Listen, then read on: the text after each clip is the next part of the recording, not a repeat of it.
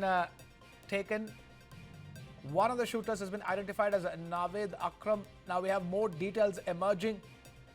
Even as we're yet to get a confirmation on whether it is Naveed Akram, which is one of the shooters who has been killed or not. But for now, we do know the name of one of the attackers. Bear in mind, right now we understand that 3 attackers, 3 shooters, 1 dead, 1 in a critical condition, 2 taken into custody, put together, out of which 1 is in a critical condition. That's what we understand at this stage. We still don't know the veracity of how many more people are involved in this. How pre-planned was this? Yet to get some details. But we are awaiting that all-important media address, the press conference of Australian police and the Australian Prime Minister to get more details. But for now, visuals on your screen are of one of the attackers, both the photograph and the driver's license on your screens now. One of the attackers has been identified as Naveed Akram, and he's got a driver's license for the state of New South Wales in Australia. And that's the visuals on your screens alongside the visuals of the shooting. Deepak continues to stay with us. Deepak, right now, police are trying to gather as much information as possible. They're asking people to share any kind of dash cam visuals from their cars or mobile visuals, mobile footage that they've taken from their mobile phones so that they can get a better idea. But for now, we understand there have been 3 shooters involved in the incident, 1 killed, 1 in a critical condition, and 1 in custody. That's right, Krishna, and we still are yet to get details of whether this particular shooter who has now been identified is among the 2 who are in custody or is the one who has been shot dead. But what we need to understand is that now the police are requesting all those who were there in that particular vicinity at the time of the attack to provide any sort of details about the incident, whether they have any dash cam footages or if they have recorded any sort of a video on their phones. So all of these videos and the footages from dashcam will be considered as evidence. And also we have reactions also that are coming in because the New South Wales opposition leader has also reacted saying, and I quote, "No community in this country should live in fear. This is an attack on our shared sense of safety and belonging. Tonight our community and the state stand together determined that light will overcome darkness." But these are the templated responses that are given by politicians every single time there's a hate crime or a targeted attack that has been reported in Australia. And in fact, in just a few moments from now, Chris Minns, who is the Premier of New South Wales, and the New South Wales police officials will also start a press conference to bring you all the updates as far as what has happened in front of, in the investigation front, and as far as the affected individuals are concerned, whether the casualty is more than 10 members or not. That is something that the New South Wales police will unveil in that press conference. But across the world as well, New Zealand Prime Minister has expressed his condolences. He has said that he has extremely been shocked by the distressing scenes at Bondi, a place that Kiwis visit every single day. He said, "My thoughts and the thoughts of all New Zealanders are with those who are affected." Now, witnesses have also described the entire incident as a continuous shooting because what we know is that several onlookers have spoken to the police and their statements have been recorded.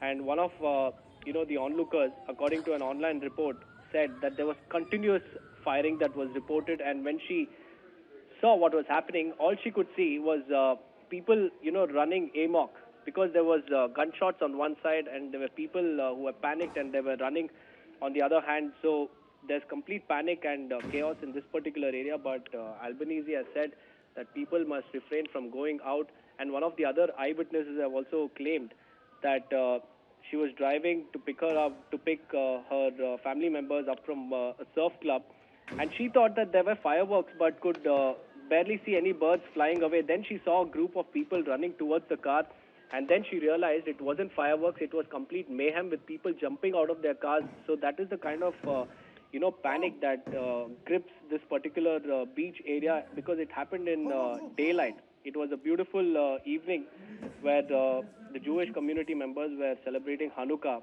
and just within a matter of minutes, the entire celebration turned into, complete massacre, because the shooter went on a rampage, firing at the Jewish community members. 10 people have been killed in that. One of them happens to be a New South Wales police officer.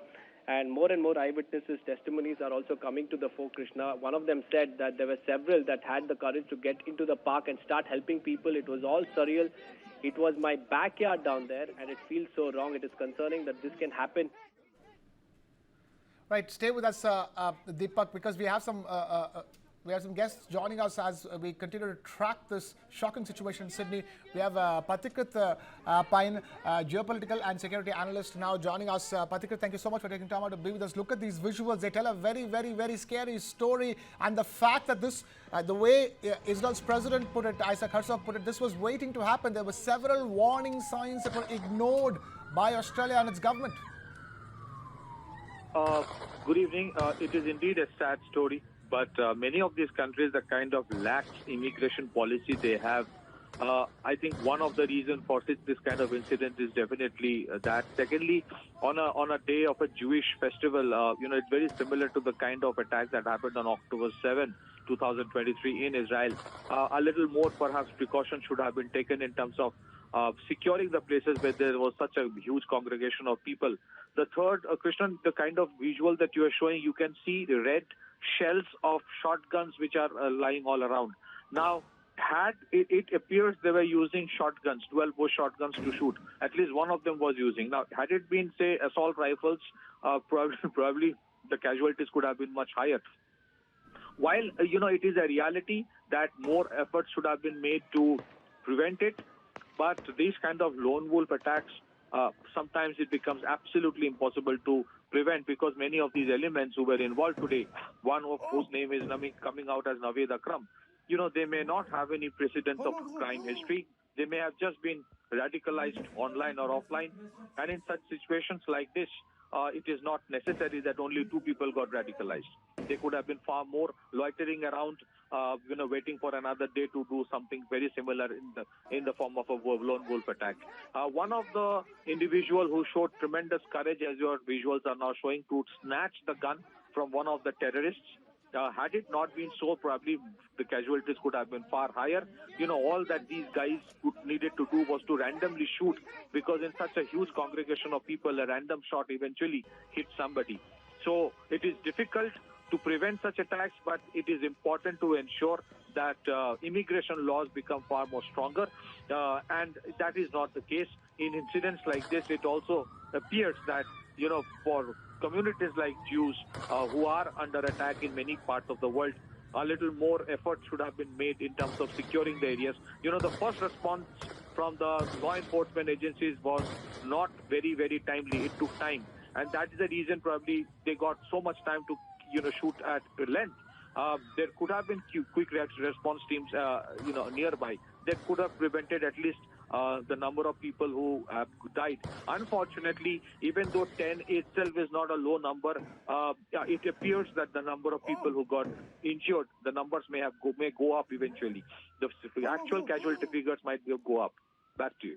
The actual casualty figures could very well go up. In fact, Pathikrit, we're waiting for that all-important media conference, press conference, where they will give us more details in terms of whether the situation is now currently under control or not. This has been going on for several hours now in Australia, in Sydney. And Pathikrit, look at this incident. This is happening in Bondi Beach area. That is an area where tourists from all across the world arrive. And this is happening on day one of the Jewish festival of Hanukkah. And even if the attack is targeted on the Jewish community, there could be so many people who could have been caught in the crossfire, because this is Bondi Beach that we're talking about in Sydney. Absolutely, Christian, you're right, because on an occasion like this, it is not necessary that only the Jews were there. There could have been Christians. There can be people of Indian origin who may have been, just gone there to enjoy the moment or enjoy the occasion. And therefore, for any kind of public place like this, where you have such big congregation, it is imperative that you need to have law enforcement agencies having their quick response teams. Perhaps somewhere, many of these countries have a sense of complacency that terrorism is a distant thing. It would not happen in our country. I think that kind of complacency is actually one of the reasons why these kind of attacks are happening.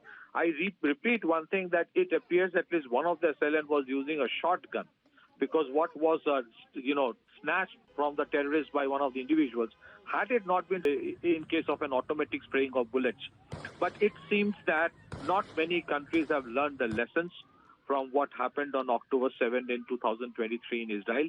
It is a very, very similar kind of a lone wolf attack. I would rather say not many even actually learned from what happened at Pahalgam. In tourist places where tourists come, especially foreign tourists come, there is a necessity today for security. Look at the assailants, the terrorists who were actually, shooting from a higher altitude area, the bridge, from where you can have a wide-angle view of the tourists and they can shoot at ease, and that's exactly what they were doing. It was unfortunately like a shooting practice they were doing. It's as if like they're shooting at birds, sadly, but that was the ease with which they were operating, primarily because there was no emergency response team who can immediately come and preempt and thwart the attack. So this is where laxity does exist, which probably could have been avoided, knowing that on a day like this, the Hanukkah festival, Jewish community might have been targeted.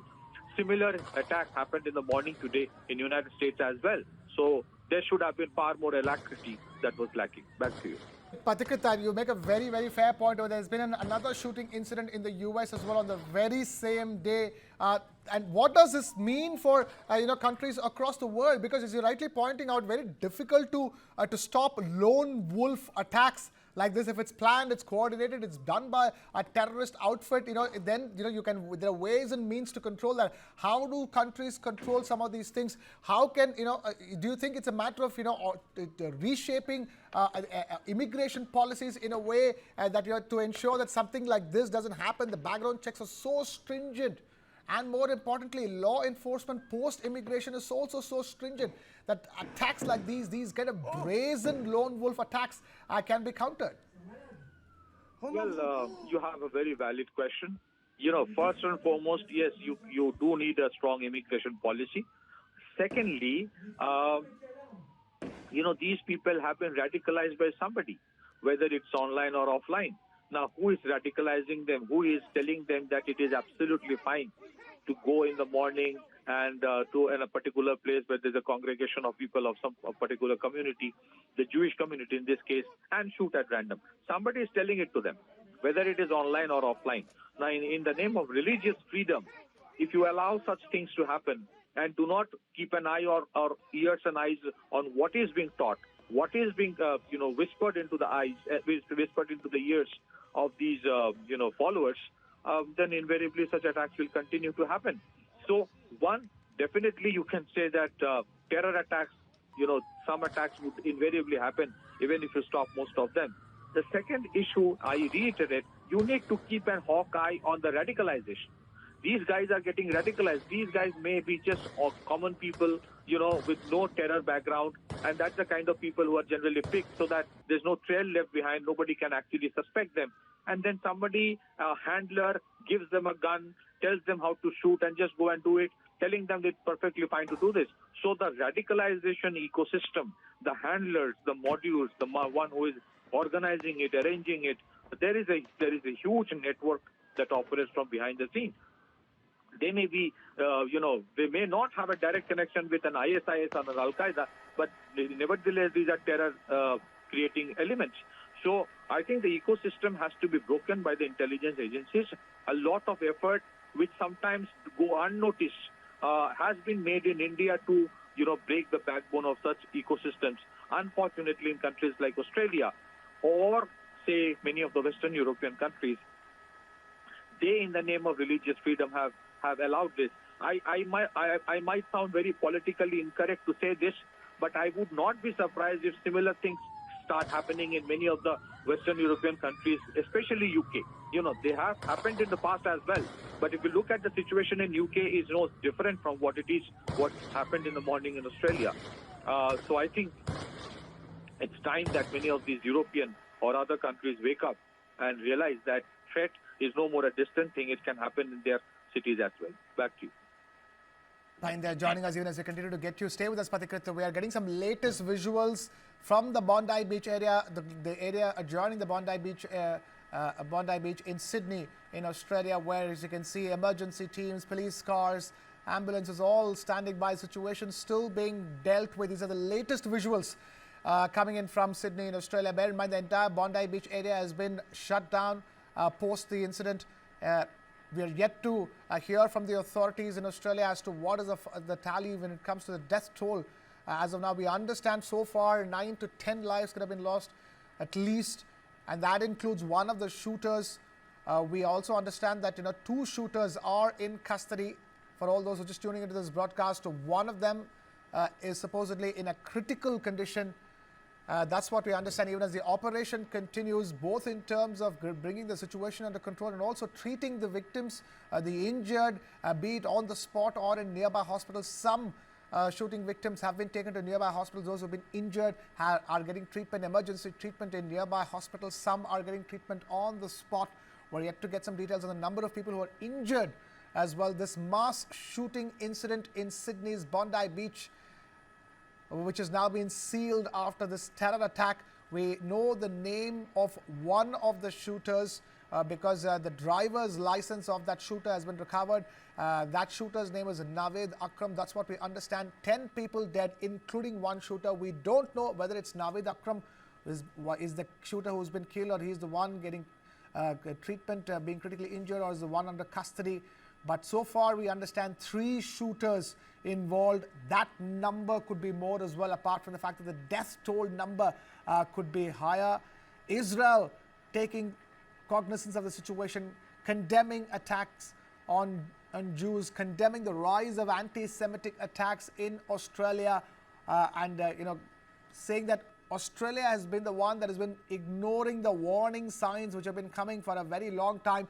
Patikrit, in fact, there is data to show that the number of anti-Semitic attacks in Australia has been on the rise by a lot, especially in the last year or two. Since 2023 onwards, there has been a huge rise in anti-Semitic attacks in Australia. The data has shown that. I will check with you on that in just a bit, but let's now also quickly listen to an eyewitness account that is just coming in as we speak.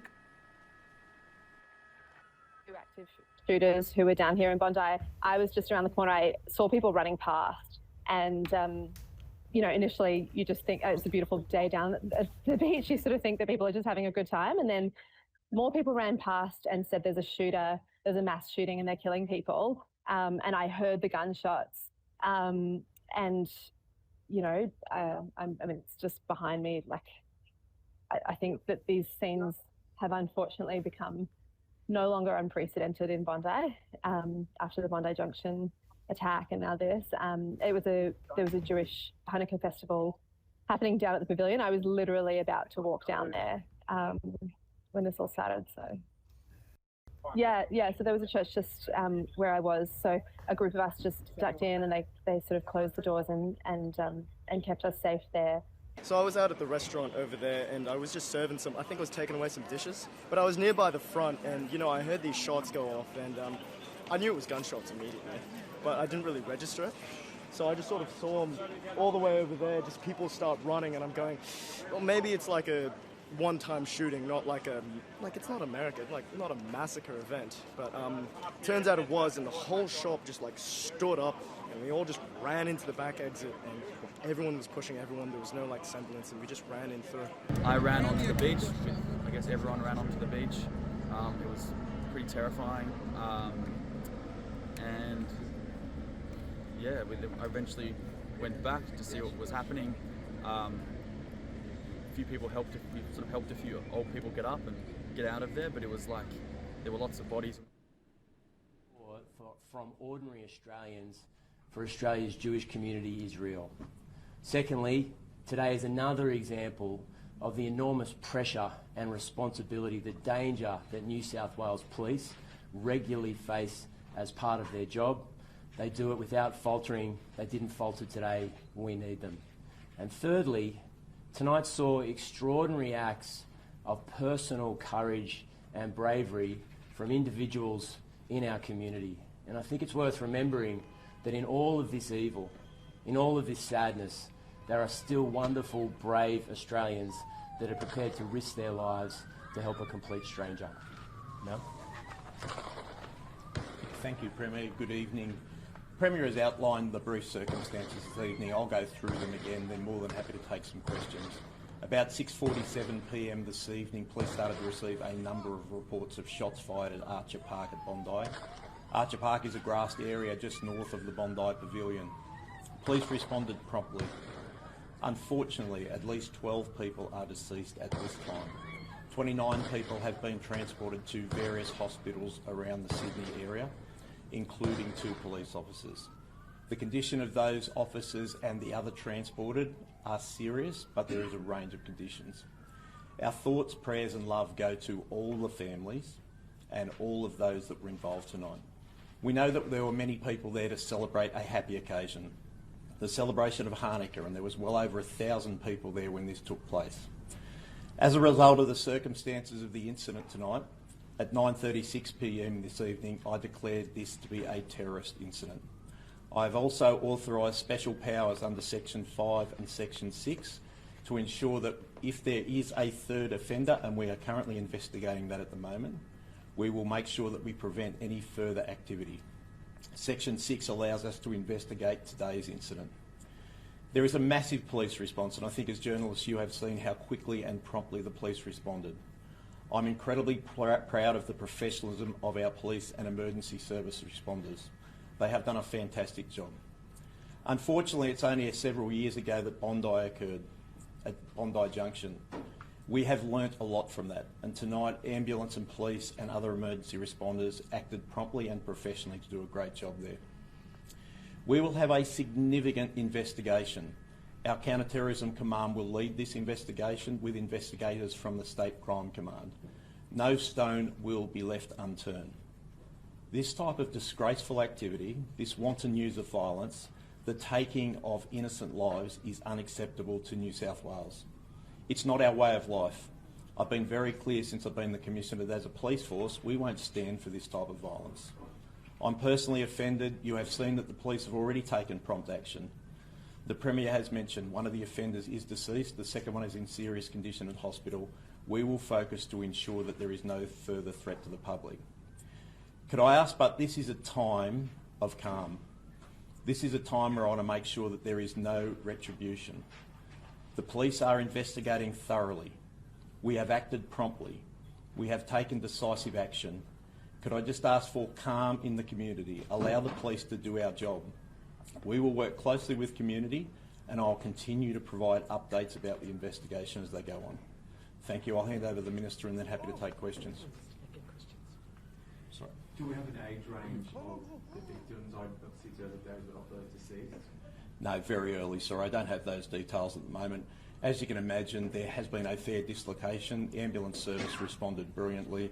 They've had to convey people right around the city to numerous hospitals. So at this stage, we don't have those details. Commissioner, there's the 12 people. Sorry, can I just ask one at a time? Sorry. Commissioner, do you have any intelligence about the 2 shooters? We're working through that at the moment. Obviously, part of the declaration is because I have information about the deceased shooter. It's not something I'm prepared to give at the moment. It will be part of the investigation, but we will work tirelessly through our Counter-Terrorism Command to make sure we investigate all of the circumstances. Commissioner, the 12 people that are deceased, do they include the gunman that is deceased, or is the gunman additional to that 12? We've set up the 12 deceased at the moment. This is a really fluid situation. I would like to provide more certainty, but certainly the numbers that we are talking at the moment include the gunman. Were any children among the deceased?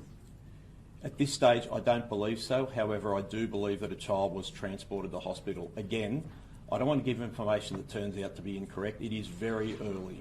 We know that there has been a number of people turn up to hospital. We've had 29 others transported, and we know people are still turning up there. What gives you reason to think there might be a third gunman? Unfortunately, in these sort of circumstances, we get information from a range of areas. We tend to be as safe as we possibly can so that we know that we have 2 definite offenders, but we want to make sure the community is safe. So we will run down this investigation. The reason that we have so many investigators out tonight is we can make sure that that happens. The fact that we've declared this as a terrorist incident, we've provided special powers, is to make sure that we prevent any further. I cannot confirm there is a third offender, but I want to make sure there's no stone left unturned. Some news outlets are reporting a home in Bondi Beach being raided. Can you confirm that? No, I'm well aware on social media that an identity of a person believed to be one of the gunmen has been circulated there. When I ask for calm, that is really important. This is not a time for retribution. This is a time to allow the police to do their duty. So police are responding to make sure that all of the community is safe. That is our role. What can you tell us about public order riots, squad officers raiding homes? Is that happening right now? What I'd say to you is that we have police right around the city at the moment to make sure that all of the community is safe. I don't want to go into too much specific activity. Our job is to respond to intelligence we get, respond to information, but make sure the community is safe. So unashamedly, we do have a lot of public order and riot squad and other police out on the streets at the moment to make sure there is calm. This disgraceful act will not go unpunished. Sorry. That is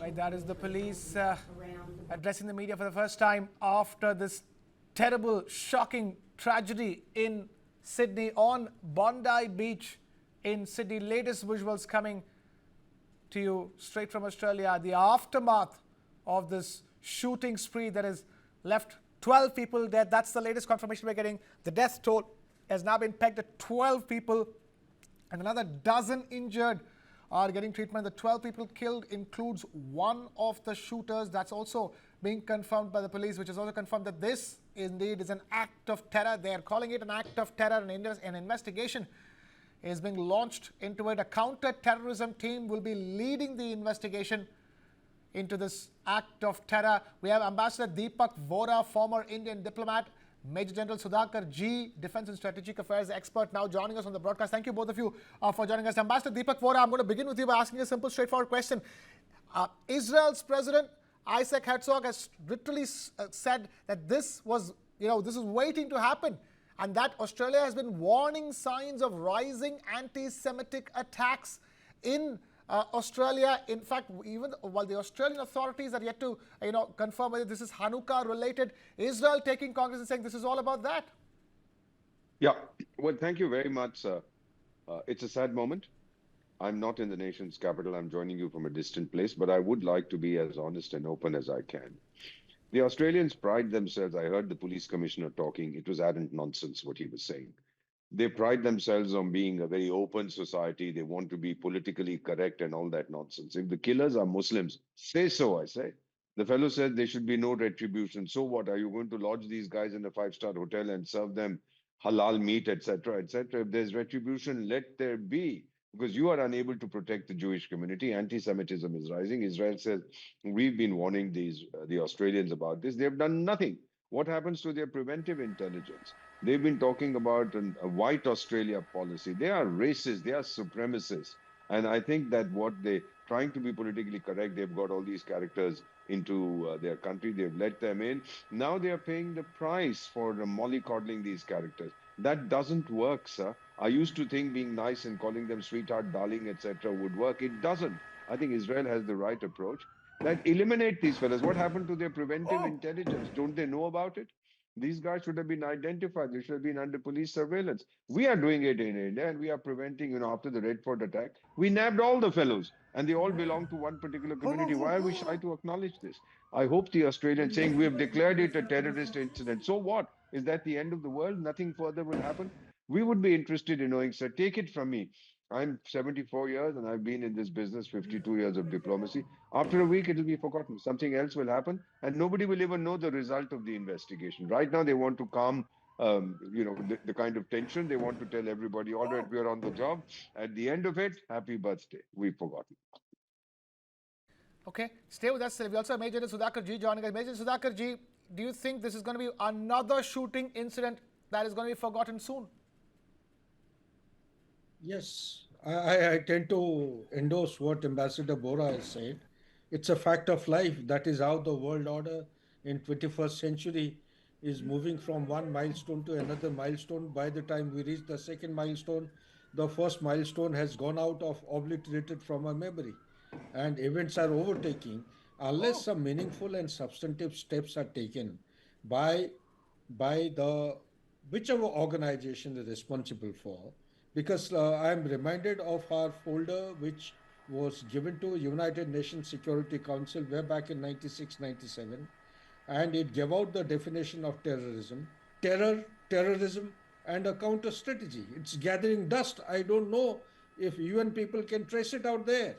And soon after that, that this indeed is an act of terror. They are calling it an act of terror, and an investigation is being launched into it. A counter-terrorism team will be leading the investigation into this act of terror. We have Ambassador Deepak Vora, former Indian diplomat, Major General Sudhakar G, Defense and Strategic Affairs expert, now joining us on the broadcast. Thank you both of you for joining us. Ambassador Deepak Vora, I'm going to begin with you by asking a simple, straightforward question. Israel's president Isaac Herzog has literally said that this was, this is waiting to happen, and that Australia has been warning signs of rising anti-Semitic attacks in Australia. In fact, even while the Australian authorities are yet to, confirm whether this is Hanukkah related, Israel taking Congress and saying this is all about that. Yeah, well, thank you very much. It's a sad moment. I'm not in the nation's capital. I'm joining you from a distant place, but I would like to be as honest and open as I can. The Australians pride themselves. I heard the police commissioner talking. It was arrant nonsense what he was saying. They pride themselves on being a very open society. They want to be politically correct and all that nonsense. If the killers are Muslims, say so, I say. The fellow said there should be no retribution. So what? Are you going to lodge these guys in a five-star hotel and serve them halal meat, etc., etc.? If there's retribution, let there be. Because you are unable to protect the Jewish community. Anti-Semitism is rising. Israel says, we've been warning the Australians about this. They've done nothing. What happens to their preventive intelligence? They've been talking about a white Australia policy. They are racist. They are supremacists. And I think that what they're trying to be politically correct, they've got all these characters into their country. They've let them in. Now they are paying the price for mollycoddling these characters. That doesn't work, sir. I used to think being nice and calling them sweetheart, darling, etc. would work. It doesn't. I think Israel has the right approach. That eliminate these fellas. What happened to their preventive intelligence? Don't they know about it? These guys should have been identified. They should have been under police surveillance. We are doing it in India, and we are preventing, after the Red Fort attack, we nabbed all the fellows, and they all belong to one particular community. Why are we shy to acknowledge this? I hope the Australians saying we have declared it a terrorist incident. So what? Is that the end of the world? Nothing further will happen? We would be interested in knowing, sir. Take it from me. I'm 74 years and I've been in this business 52 years of diplomacy. After a week, it will be forgotten. Something else will happen and nobody will even know the result of the investigation. Right now, they want to calm, the kind of tension. They want to tell everybody, all right, we're on the job. At the end of it, happy birthday. We've forgotten. Okay, stay with us. We also have Major Sudhakar G joining us. Major Sudhakar G, do you think this is going to be another shooting incident that is going to be forgotten soon? Yes, I tend to endorse what Ambassador Bora has said. It's a fact of life. That is how the world order in 21st century is moving from one milestone to another milestone. By the time we reach the second milestone, the first milestone has gone out of obliterated from our memory. And events are overtaking unless some meaningful and substantive steps are taken by the whichever organization is responsible for.